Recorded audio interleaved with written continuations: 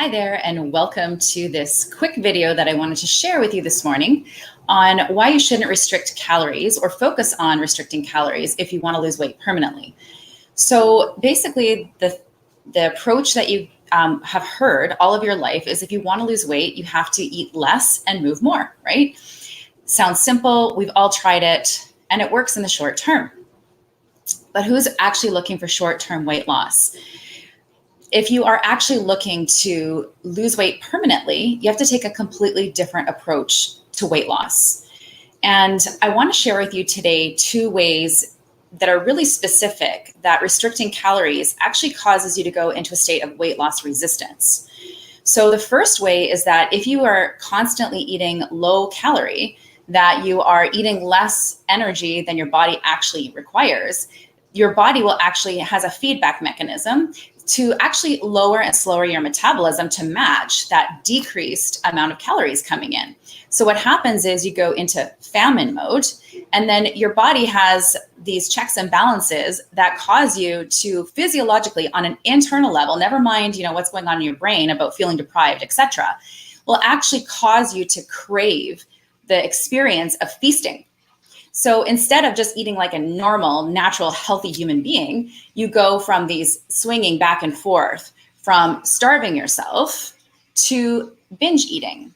And this is not something that is going on in your head that's causing you to do this. It's actually something that's going on in your body. Your body is actually telling you to feast as a response to the metabolism slowing down from going into famine mode, from restricting your calories. So what happens is people go on diets. They lose weight initially, right? Because yes, calorie restriction in the short term will actually lead to weight loss. But of course, because you can't make this last, then what will happen is you will eventually, once your willpower runs out, swing over into the feasting mode and start binging. And of course, the things that you tend to actually binge on, if you haven't actually changed your mindset in your diet and your value systems around food, is going to be junk food. And the things that make you go into a state of more health imbalance that will cause more cravings, right? So if you eat food that's full of sugar, well, you're going to feed the bad bacteria in your gut, and they're going to actually send a message to your brain to actually crave sugar, or send a message to your stomach to produce less hydrochloric acid so that you don't digest your food well, and those bacteria can feed off those foods. So there's all these different things that happen as a negative side effect of calorie restriction. And those are just a couple little things that will happen. So it's not you having bad willpower or, whatever it is that you think that is you doing it, right? Because a lot of people have a self-blame thing going on when it comes to their weight and their habits around food. A lot of it is actually driven by your physiology. Your body will call you into that. So what actually has to happen is you have to deal with weight loss on the level of root cause. And the root causes are multifaceted. They're not just something simple like restricting calories. The other way that restricting calories can actually cause weight loss resistance is that people don't recognize that it's not calories that cause you to store fat. It's hormones that actually cause the fat storage.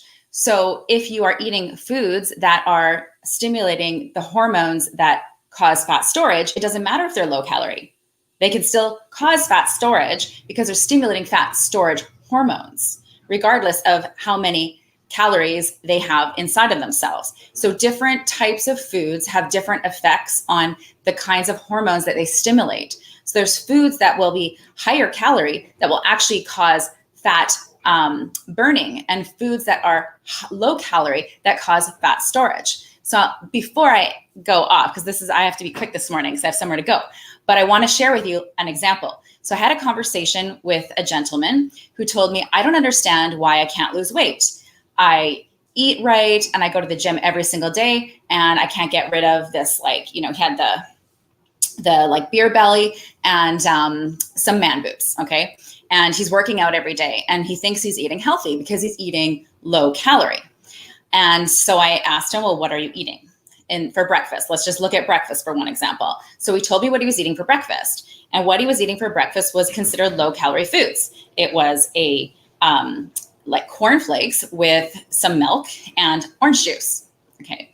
So when you add up this meal, it may not add up to a ton of calories, but those particular food choices are actually high in carbohydrate. Carbohydrate stimulates your fat storage hormone, insulin. So even though he was eating this low calorie meal, he didn't realize, because basically if you go onto the cereal box, it says, 3 grams of sugar, right? So you think, oh, well, that's really low. But that's 3 grams of added sugar. That's not counting the inherent sugar that is inside of the corn that is used to make the corn flakes. That's the carbohydrate content of the food. Once the food is digested, these carbohydrates become glucose, which stimulates insulin.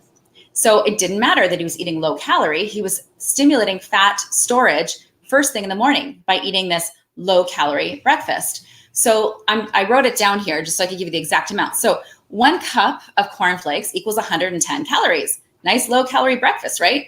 But if you look at how much glucose, once those cornflakes are digested, you actually get 6.25 teaspoons of sugar. Now your body does not require that much sugar. Okay, so you only need about 1 to 2 teaspoons of sugar or glucose in your bloodstream for your basic energy needs at any one time. So now he's eaten way more than he actually needs. He's not about to go run a marathon, so he doesn't need those extra 4 teaspoons of sugar. So what happens?